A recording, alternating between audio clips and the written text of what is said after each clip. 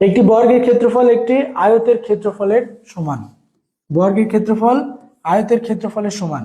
বর্গের পরিসীমা 14 সেন্টিমিটার এবং আয়তের প্রস্থ 8 সেন্টিমিটার হলে আয়তের পরিসীমা কত?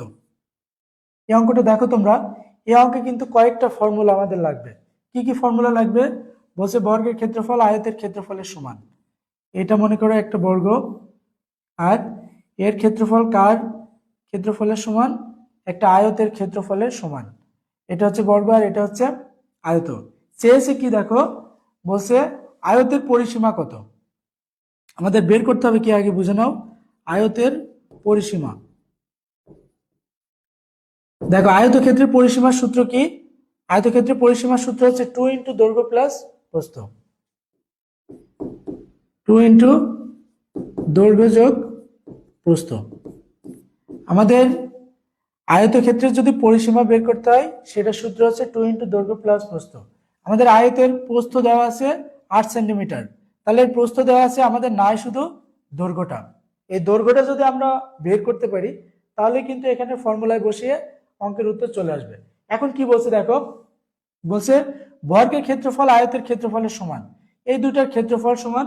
বর্গের পরিসীমা 4a, এটা একটা বর্গ, এই বর্গের পরিসীমা হচ্ছে 4a। 4a মানে 24। তাহলে বর্গের পরিসীমা দেওয়া আছে 24 সেন্টিমিটার। তাহলে বর্গের পরিসীমার সূত্র কি? বর্গের পরিসীমার সূত্র কি সবাই বলো? বর্গের পরিসীমার সূত্র হচ্ছে 4a। বলছে 4a সমান সমান 24, তাই না? যদি 4a সমান সমান 24 হয় তাহলে a সমান কত? 24/4 সমান সমান 6।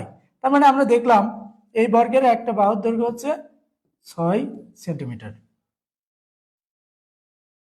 এখন কি বলছে দেখো, বর্গের পরিসীমা থেকে আমরা বর্গের একটা বাহুর দৈর্ঘ্য বের করে নিলাম। বলছে বর্গের ক্ষেত্রফল আয়তক্ষেত্রের ক্ষেত্রফলের সমান। বর্গের বাহু যদি জানা থাকে তাহলে বর্গের ক্ষেত্রফলের সূত্র কি বলো তো সবাই? বর্গের ক্ষেত্রফলের সূত্র হচ্ছে বাহু স্কয়ার। বাহু তার স্কয়ার। এক বাহু মানে কত? 6। তাহলে 6কে স্কয়ার করলে কত? 36। তাহলে আমরা কি পেয়ে গেলাম? বর্গের ক্ষেত্রফল পেয়ে গেলাম 36। এবার কি বলেছে দেখো, এই বর্গের ক্ষেত্রফল আয়তক্ষেত্রের ক্ষেত্রফলের সমান। তাহলে আমরা বলতে পারি আয়তক্ষেত্রের ক্ষেত্রফল 36। আয়তের ক্ষেত্রফল সমান সমান 36। এখন আয়তক্ষেত্রের ক্ষেত্রফলের সূত্র কি? আয়তক্ষেত্রের ক্ষেত্রফলের সূত্র হচ্ছে দৈর্ঘ্য গুণ প্রস্থ। তাহলে আমরা বলতে পারি দৈর্ঘ্য ইন্টু প্রস্থ সমান সমান 36।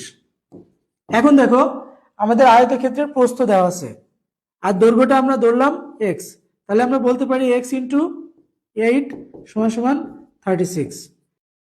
এখানে টাইপিং এর সমস্যা আছে। আয়তক্ষেত্রের প্রস্থ হবে 4। 4 দিয়ে যদি তুমি 36কে কাটো তাহলে কত হবে? এটা হবে 4। 4 দিয়ে 36কে কাটলে হয় 4 নাম 36। বাংলা ইংলিশ যদিও মিক্সড হয়ে গেল, বাংলা ইংলিশ মিক্সড হয়ে যাচ্ছে। তাহলে আমরা কি পেলাম? আয়তক্ষেত্রের এক্স মানে কি দৈর্ঘ্য, দৈর্ঘ্য কত পেলাম? 9।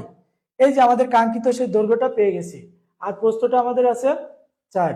তাহলে এবার বলছে কি আয়তক্ষেত্রের পরিসীমা কত? পরিসীমার সূত্র আমরা সবাই জানি 2 ইন্টু দৈর্ঘ্য যোগ প্রস্থ। তাহলে 2 ইন্টু দৈর্ঘ্য কত পেলাম? 9। আর প্রস্থ কত ছিল আমাদের? 4। তাহলে 9 আর 4 কত? 13। তাহলে 2 ইন্টু 13 সমান সমান 26। তাহলে অ্যান্সার হবে ঘ নাম্বার 26।